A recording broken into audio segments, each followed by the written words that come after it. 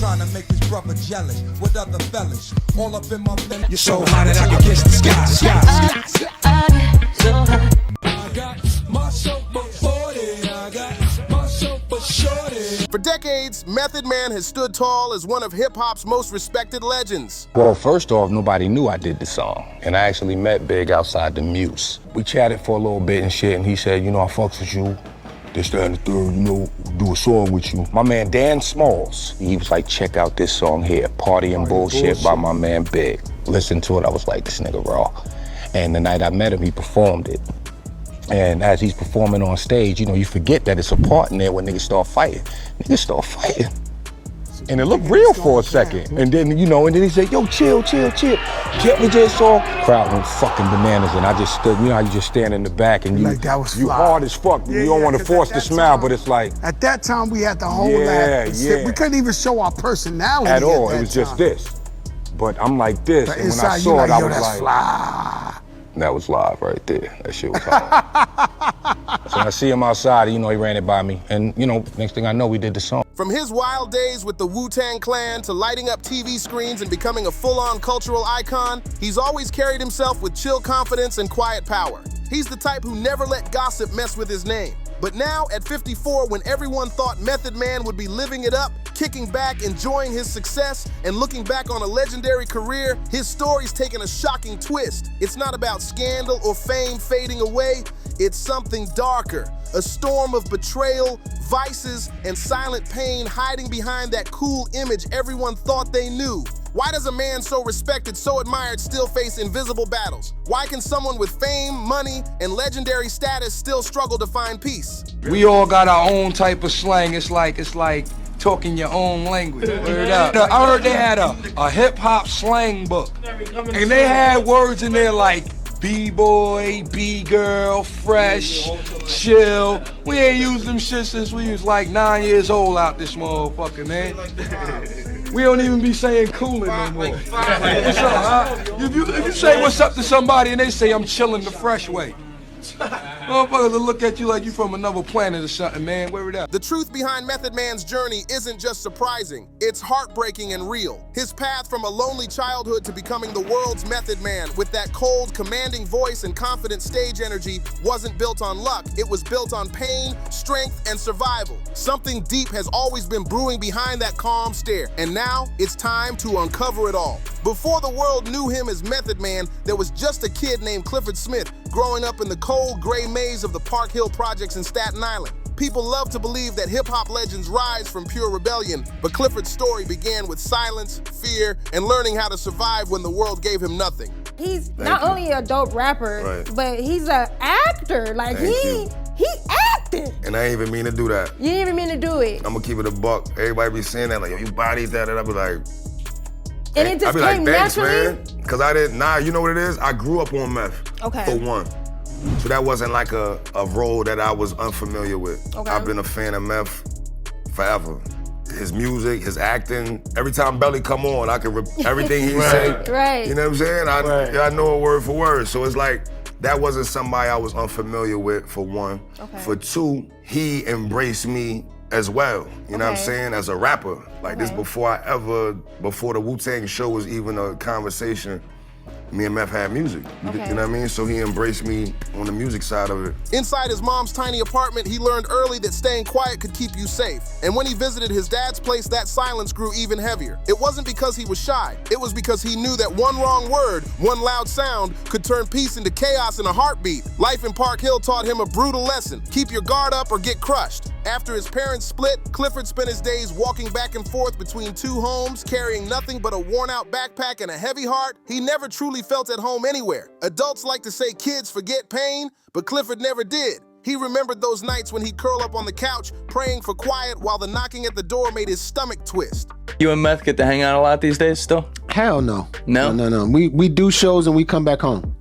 I don't hang out with a lot of rappers at all. Why not? I don't. That's work. Yeah. This is work. This is home. Like, we're very inclusive with our movement. Like, once we off the road, we like, all right, you got family to deal with. I got shit I got to do. My circle is very small. Like, either I'm hanging out in the park. I'm a park dude. I like doing You're a my park walk. dude. Yeah, I like doing my walk, little calisthenics, There you go. getting back to work. He remembered the moments when it felt like the whole house could explode from anger and noise, even years later. Sleeping in 5-star hotels, performing on stages across the world, those echoes from Park Hill never left him. Every sudden sound pulled him right back to that scared little boy in Staten Island, still hearing ghosts from the past whisper his name. The split between his parents only pushed Clifford deeper into his shell. At his mom's place, he tried to move like a shadow, quiet, careful, never wanting to add to her stress. At his dad's place, he became even more cautious, always watching every word, every step, just to keep things from blowing up. For most kids, 2 homes might mean 2 safe spaces, but for Clifford, they were just 2 pit stops on a long road with no real comfort. There was no private room to call his own, no corner where he could truly breathe. He belonged everywhere and nowhere at the same time. My mind works crazy. I don't know where I heard these records before, but it was etched in my head. Hey, you, get off my cloud. You don't know me, you don't know myself. Hey, you, get off my cloud. Who is that? Hey, you, get off of my cloud. Right. Now, see, now, I think that's Bootsy Collins, but it was stuck in my head, right? Yeah. Okay. So, you just fucked me up. So by the time I got to the METHOD, man, that was already etched in my head from, METHODOLOVE, Big Hall in Ocean. Yeah. Right? Holy shit. The man came from Master Ace. One of my favorite records was Music Man. The Music Man. So it was METHOD, man. So you put like 3 songs together and made your own shit. Bunch of shit. Wait, and you 15 years old? You did that at 15 years old? Yeah. And no, I was like 16, 17. I mean, it's close enough. Clifford showed up in both families, but never really fit into either. Born on Long Island, yet raised in the concrete cage of Park Hill, his world was shaped by struggle. Out there, poor black kids weren't seen as children. They were labeled as trouble before they even had a chance to grow. Park Hill had its own brutal code. The weak got ignored and the poor got crushed. Clifford watched it happen right in front of him. One by one, the faces he played with every summer vanished. Some got caught up in the system, some moved away, and others followed their older brothers into dangerous hustles that never ended well. No one ever came back to tell what happened next, and Clifford learned young that in Park Hill, survival was the only story that mattered. Clifford learned fast that in Park Hill, growing up didn't mean maturing, it meant surviving. He moved through life quietly, thinking something was wrong with him, never realizing what he carried inside. No one talked about mental health back then, so he just pushed it down and kept moving. Years later, Method Man himself would admit that he'd been living with depression since he was a kid. He just didn't know it had a name. One time, I've been going to this dread uptown, Benny Rat. Shout out to Benny Rat. Benny Rat used to bring me to all the gates in Harlem and shit, right? To get little trees and shit. And I used to go to this gate for years. That's a New York term, the gate. You know what I'm saying? Little spot, whatever, right? Dread never opened the door for me. Ever. I never even seen the inside of this bitch. He never opened. You know, they put it through the slot. Put the money through the slot, they put the weed through the slot. I bring Snoop to this motherfucker. Dread opened the door. He introducing us to the kids, the wife, everybody up in the spot. He offering food and shit. Ask Snoop.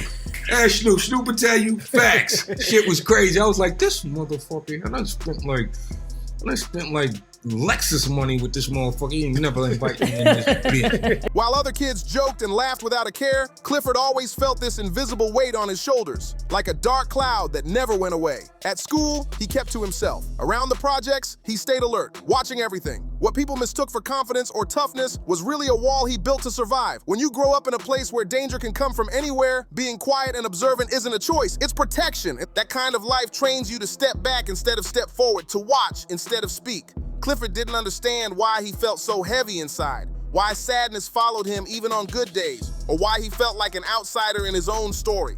What he didn't know was that those feelings were the echoes of trauma, early signs of what we now know as PTSD, the scars left behind by too much chaos too soon. Like the first time I got to see Wu-Tang all together. Right. Like it was so early, Ghostface had like a dog. The sharp chopping off heads, protect their neck. I think it was him. Ghostface. I watched that interview and it's so funny to me because the street taught you at that time not to look at the camera. Like to be like, you know what I mean? Right. And all of them is doing the same exact thing. That time, them niggas was ready to kill me. Yeah.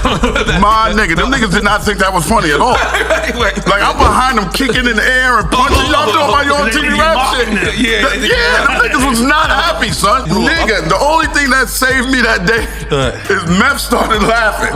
When Meth laughed, everybody eased up. But when Raekwon told me this years ago, he said, nigga, we was really wanting to fuck you up right now. Yo, this is Method Man. Yo, what's wrong with your man? But there was one thing that broke through the silence. Rap. Writing bars, building rhymes, and spitting verses became his escape. The mic became his therapy, his way to exist without fear. It gave him a voice when the world had ignored his pain. Yet the irony is deep, because the very thing that saved Clifford, the stage and the fame, also forced him to wear a mask. Every time he stepped up to perform, Clifford had to vanish, and Method Man had to take his place. The world sees Method Man as this lively, funny, and effortlessly cool legend. Someone who always brings the energy and lights up every room he walks into. But behind that smile and swagger was a man fighting to keep himself together. What everyone thought was his true self was really a role he learned to play just to survive. And the sad truth, the louder the crowd cheered, the lonelier he felt inside. For over 30 years in the spotlight, Method Man became a symbol of hip-hop greatness, an icon of strength and confidence. But Clifford Smith, the man behind the name, was still trying to figure out what his emotions even meant. He didn't just go from the projects to the Grammy stage. He carried those Park Hill echoes everywhere he went. We knew we had something special. And I say that in a sense of we have our own separate careers, which is blossom. And then we came together and made something special. One thing that I know me and my young brother don't have is ego. We're not money driven.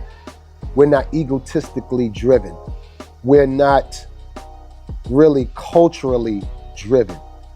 I try to stay away from a lot of cultural ignorance, and he does too. The slam of metal doors, the tension of growing up scared, the fear of being left behind, they never truly left him. That silent PTSD followed him like a shadow. It was there in every fancy hotel room, every sold-out concert, every interview smile. It showed up in the way he took criticism too hard, in how he pulled back when he was hurt, and in his desperate need to act happy so no one saw the cracks underneath. No matter how bright the spotlight got, Clifford couldn't shake that feeling of not belonging anywhere. It clung to him. Quiet, heavy, and constant, like the ghost of the boy he used to be. If Wu-Tang fans ever wondered why Method Man sometimes seems so deeply affected by the smallest things, why he snapped at disrespect or disappeared when the spotlight got too bright, the truth goes all the way back to his childhood. Clifford didn't grow up in comfort or peace. He grew up in survival mode. And when you spend your whole life fighting just to stay steady, you end up carrying a deep sensitivity, especially to unfairness, disrespect, and feeling misunderstood.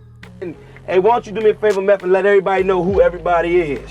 All right, to my left, this is Master Killer, Devon Just, Power Cypher, Ghostface, Raekwon the Chef, Carlton Fish, put your hands up, Little Shaheem, Rubber Bands. It's all one big happy family, baby. Kids who grow up watching chaos learn to read every room like it's a battlefield. Clifford became hyper-aware of everything, every tone, every look, because danger always came out of nowhere. That kind of upbringing leaves scars you can't see. It makes you tired of change, scared of being seen as the problem again, even when you've done nothing wrong. No one around him realized that the same loneliness that once kept him safe would later explode under the bright lights of fame. Some artists are born for greatness, but nobody teaches them how to live at the top. Method Man was one of those souls. When Tikal blew up, when the Grammys called his name for I'll Be There For You, You're All I Need to Get By, and when Wu-Tang became a worldwide force, everyone thought he'd finally made it. He was the face of the 90s, unstoppable, untouchable, and at the height of glory. But deep inside, Clifford started to realize a painful truth. The more famous he got, the more he lost touch with the real him. The crowd knew Method Man, but few ever really knew Clifford Smith, the man still carrying the weight of Park Hill in his heart.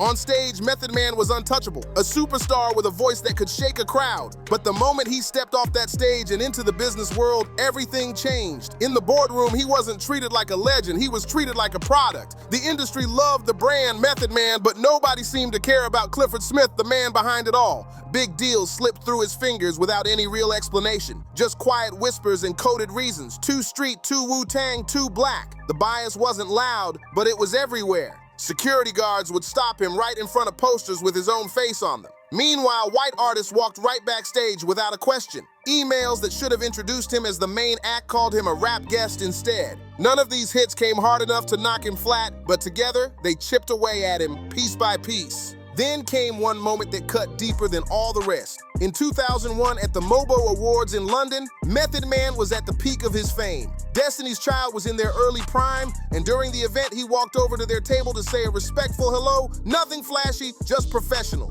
He extended his hand, waiting for a glance, a nod, any sign of acknowledgement, but according to him, they never even looked his way.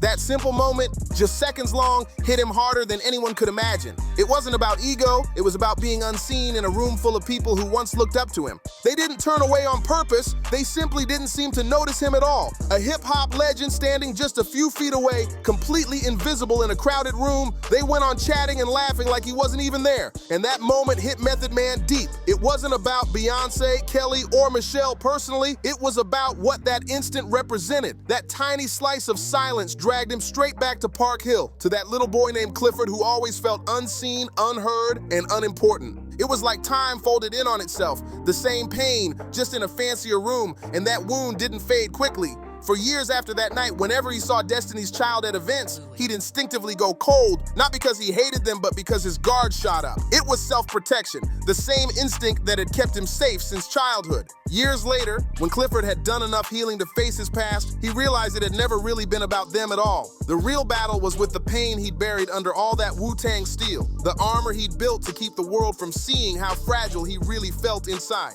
In one brutally honest interview, he said something few stars would ever admit. "I'm sorry, Beyonce, I'm sorry, Kelly, Michelle. You didn't deserve that." Destiny's Child never commented. Maybe because they truly didn't see him that night. Or maybe it was just a misunderstanding lost to time. But for Clifford, that moment was a breaking point.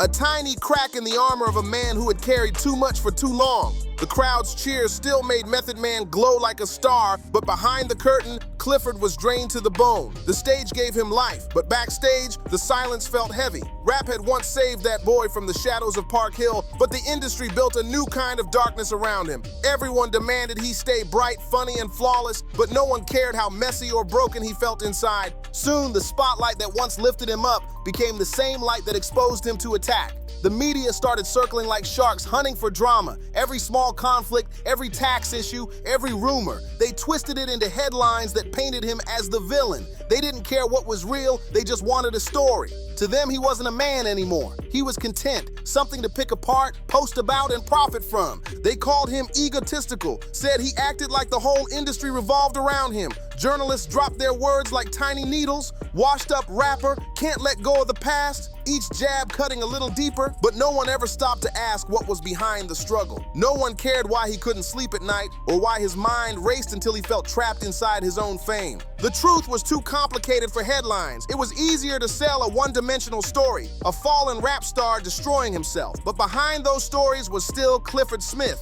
fighting the same inner storms he'd been facing since the projects. Only now, the whole world was watching. The public's love turned cold fast. The first time a scandal hit, people gasped in shock. The second time, they sighed. By the third, they laughed. Marijuana again? What's new? When the world starts treating your pain like a meme, that's when you realize you're completely alone. It's not the scandals that destroy an artist. It's the moment the audience stops seeing them as human. That silence, that judgment, cuts deeper than any insult ever could. That's when addiction crept in. Not for fun, not for rebellion, but just to quiet the chaos inside. The noise in his mind wouldn't stop, and the pressure to always perform, to always be strong became too much. The stimulants helped him stay upright when he was too tired to keep going, then calmed him when his nerves were on fire. But with every use, Clifford drifted further from himself, his reflection fading behind the fog. Sleepless nights turned into endless stress. Stress twisted into panic, and panic pushed him to chase stronger ways to escape,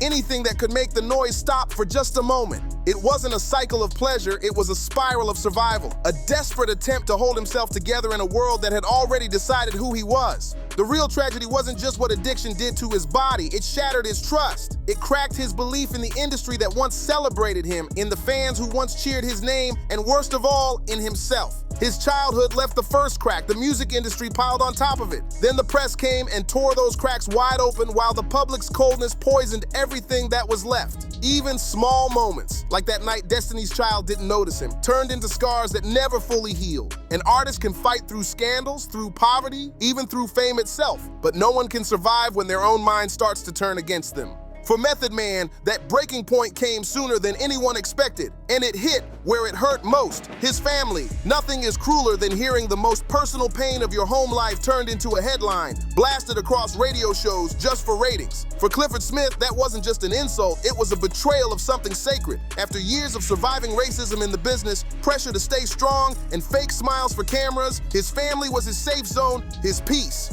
Then, out of nowhere, that last bit of safety was shattered. His wife, Tamika Smith, had been fighting breast cancer quietly, surrounded only by family and a few trusted friends. They kept it private, not because they were ashamed, but because some pain deserves silence and respect. But the media didn't care. They exposed her struggle to the world without permission, just to stir up gossip.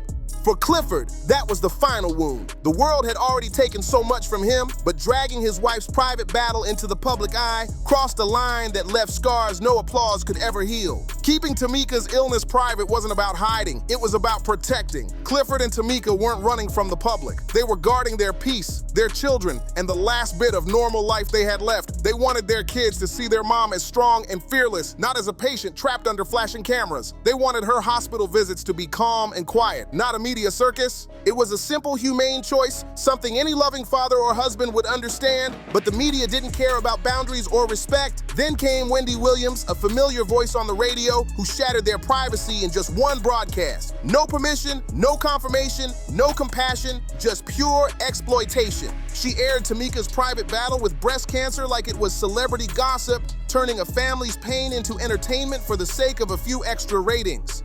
There were no questions about how long they'd been silently enduring it, no thought for how her words might affect Tamika's recovery or the kids listening at home. That day, a deeply personal and emotionally fragile situation became a public spectacle, a weapon used for views and numbers. For many artists, that kind of cruelty from the press was sadly normal. But for Method Man, this was different. It cut deeper than anything he'd faced in music or fame. Because this time, it wasn't about him, it was about the woman who stood by him through everything. And that line, the one between gossip and real life, was crossed in a way even his harshest rivals would have never dared. When it came to his career, Clifford could take the hits. He'd handled being misnamed, overlooked, and even treated like some sidekick rapper instead of the legend he was. But the moment the media dragged his wife into the spotlight, especially while she was fighting for her life, everything changed. That was the breaking point, the one line that could never be crossed.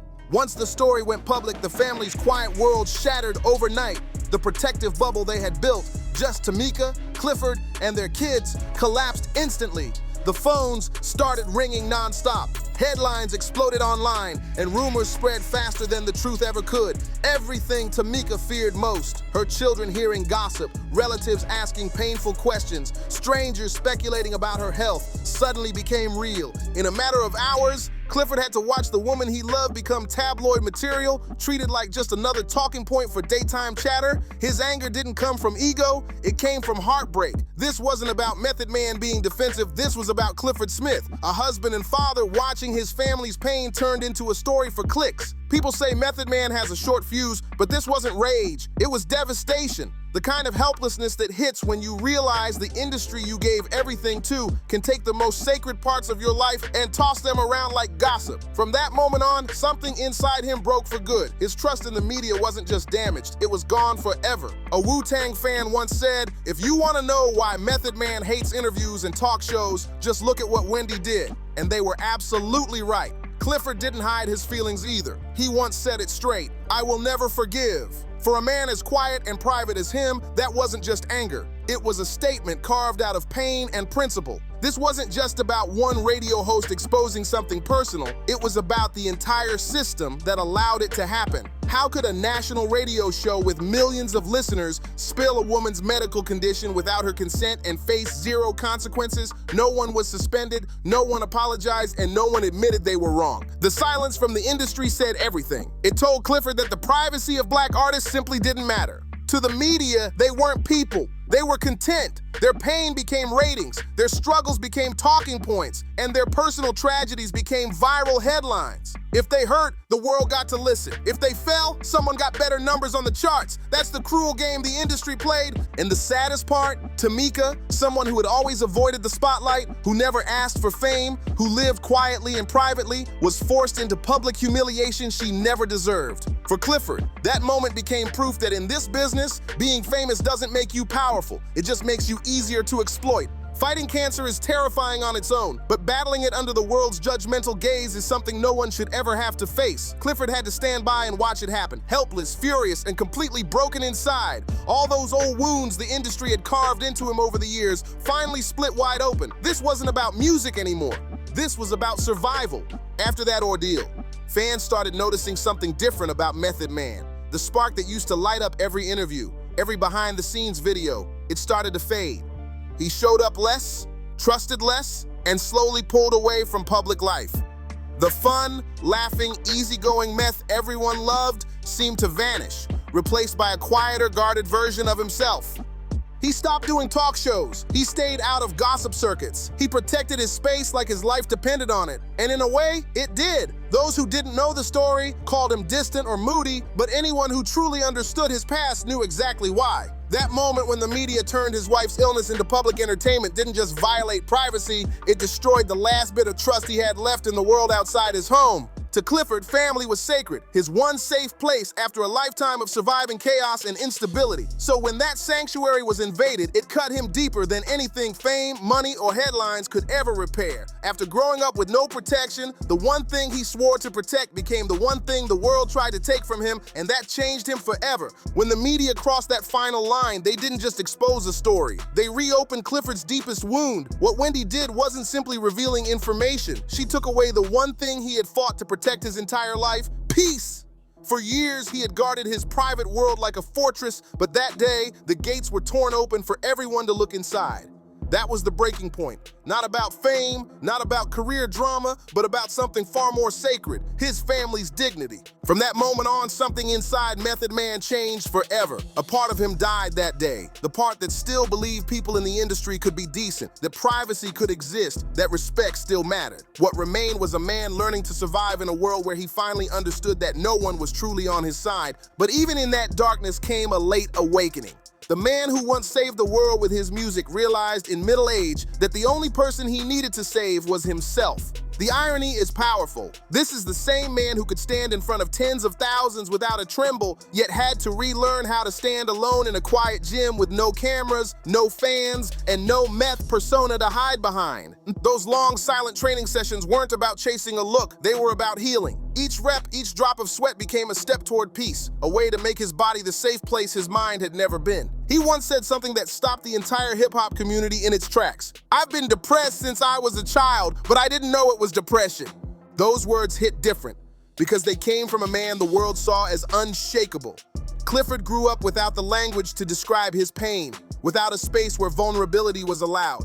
In the world he came from, especially for black men, showing emotion was seen as weakness. And in the industry he worked in, no one cared how you felt. Only if you could keep people watching, keep the ratings high, and keep performing like nothing was wrong. For decades, he lived under that bright spotlight where every smile had to be perfect, every mood hidden behind interviews and cameras. It wasn't until he hit 40 that Method Man finally said out loud what he had been carrying for years. "Depression doesn't go away. I'm just learning to live with it." Those words weren't a confession, they were freedom. While fame gives many artists oxygen, for Method Man, it was like a flashlight aimed straight into his darkness, exposing everything he'd been running from.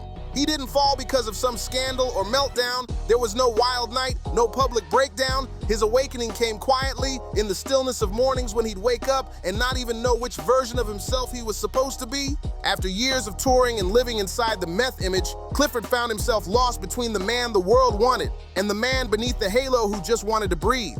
There were nights so quiet that even the soft hum of the hotel air conditioner made Clifford jump. It was like the ghosts of Park Hill still followed him from city to city. He didn't dare face the silence because in that stillness, every buried memory came rushing back. That's when he found his new outlet, the gym. Not for fame, not for image, but but for survival. He trained like a man hanging off the edge of a cliff, fighting to pull himself back up. With every heavy lift, the anxiety eased just a little. When his breath grew short and his muscles screamed, his mind finally went still. The sweat wasn't just sweat, it was release. Each drop washed away a piece of the noise inside his head, the echoes of trauma, the shadows of his past. They quieted with every rep. Fans always wonder how Method Man, nearing 50, still keeps that powerful athletic build. They call it discipline. But for him, it's therapy. The gym became his safe space, his escape from the noise of fame and the chaos of memory. His transformation didn't happen because he quit the spotlight. It happened because he needed distance from it. He started stepping back, choosing peace over pressure. Clifford stopped letting others control his schedule, stopped chasing every appearance or interview. Instead, he found a calmer rhythm through acting, performing without having to carry the weight of being Method Man, the rap icon. For once, he could just be himself, a man rebuilding from the inside out.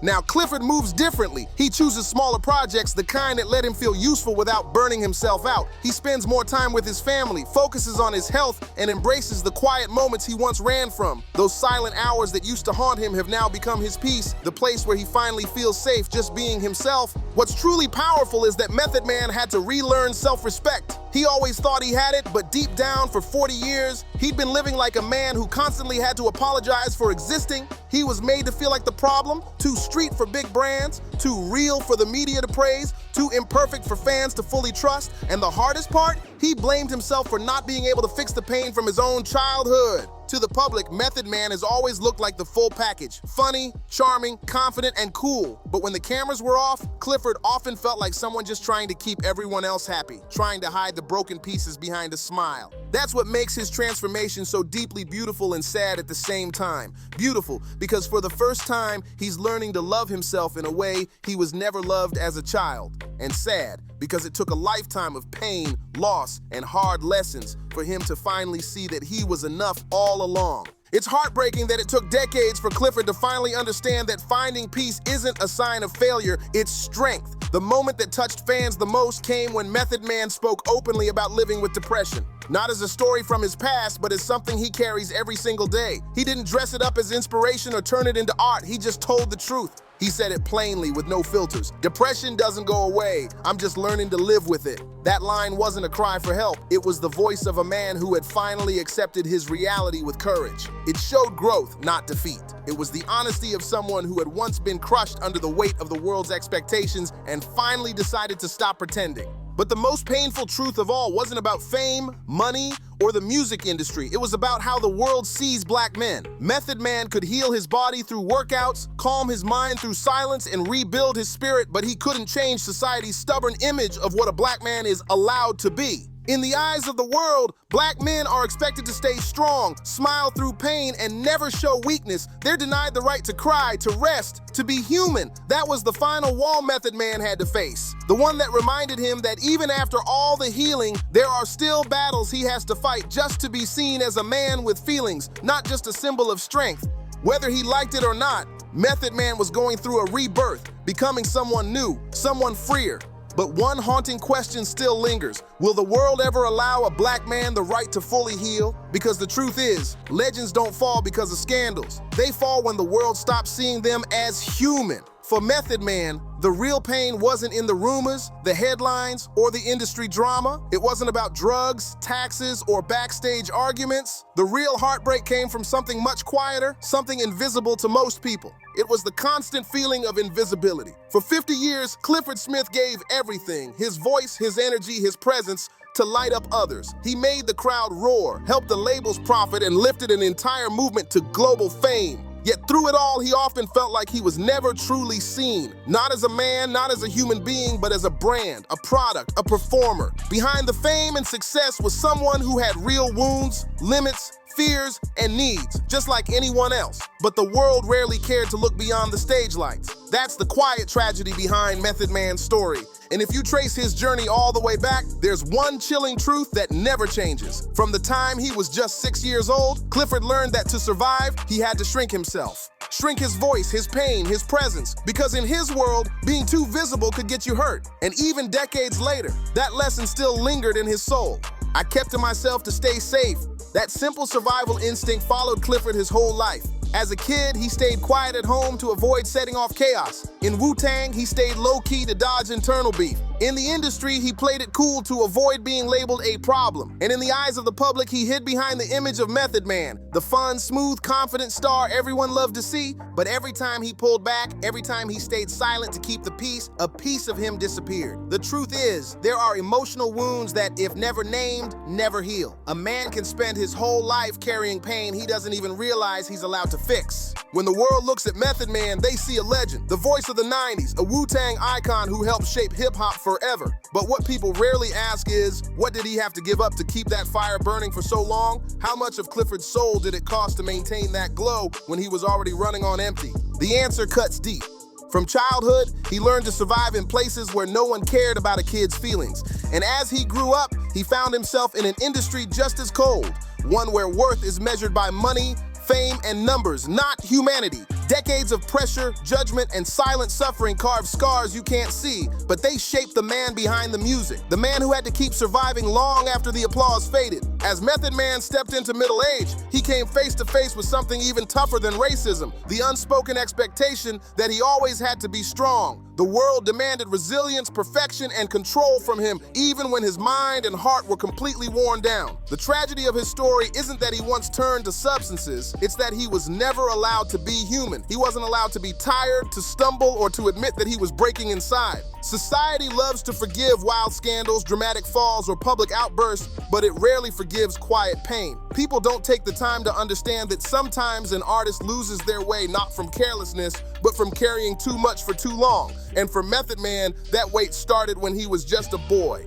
He grew up running between two homes, learning how to read danger in every room, surviving in the Park Hill projects where showing emotion could get you hurt. Vulnerability wasn't an option. It was a risk. Then came Wu-Tang, a powerhouse of raw talent, ego, and competition. Clifford had to fight hard to earn his place and ended up becoming the group's most recognizable face. But even then, the pressure didn't stop. It grew. The industry loved his charisma, his voice, his look, but only as long as they could use it. They wanted Method Man, not Clifford Smith. They wanted his image, not his truth. And through all those years, he kept standing tall because he thought that's what strength meant, even when inside he was fighting to keep himself from collapsing. He tensed up every time the media twisted his lowest moments into clickbait headlines. He could feel the pressure rising whenever fans started whispering that maybe their idol was slipping. But the real question was never, what mistakes did Method Man make? It was, has anyone ever stopped to ask what he's been carrying inside all these years? That's the true difference between tragedy and catastrophe. Tragedy is when a man walks around with wounds no one notices. Catastrophe is when he starts believing those wounds don't even matter. Method Man has always been one of the most genuine voices in hip-hop. His lyrics cut deep, mixing raw street grit with emotion, wisdom, and heart. His words have always spoken truth. But outside the booth, it seems like the only place he's allowed to be honest is the music. Beyond rap, the world expects him to play a role, to be the chill, funny, untouchable superstar who's always full of confidence and energy. They love the Method Man image, but they rarely care about Clifford Smith, the man living behind it. The truth hurts. The greatest pain for an artist isn't the pressure of the job, it's realizing people only love the performance, not the person. The world cheers for the legend, quotes the bars, buys the merch, but very few ever stop to see the man beneath the fame, the one who's been silently holding it all together while everyone else enjoys the show. For someone like Clifford, who grew up being labeled a troublemaker before he even had a chance to prove himself, being unseen is more than painful. It's terrifying. That kind of invisibility reawakens the oldest wound, the one from childhood when he felt like he wasn't worth protecting, like he had to earn his right just to be noticed. So when the public celebrates Method Man the icon, but forgets Clifford Smith the man, it cuts deep. That's not just a gap between an artist and his fans, it's the distance between a person who's been fighting to survive and a world that only values what he can perform. Looking back on his journey, the hardest part isn't the scandals, the labels, or the harsh headlines. It's not even about the fans who doubted him or the industry that overlooked him. The real pain comes from something far more human. The fact that for 50 years, he was rarely seen as whole. People saw the legend, the Wu-Tang powerhouse, the electrifying stage presence, the sharp humor, the unstoppable energy. But behind those titles was a man who carried an invisible battle every single day. The fight against feeling like he was never enough, never fully accepted, never truly seen. And that's the heartbreaking truth about Method Man's story. It's not about fame or failure. It's about a man who gave everything to the world, only to realize that the world loved the light he created, but rarely looked into the shadows where he was still trying to heal.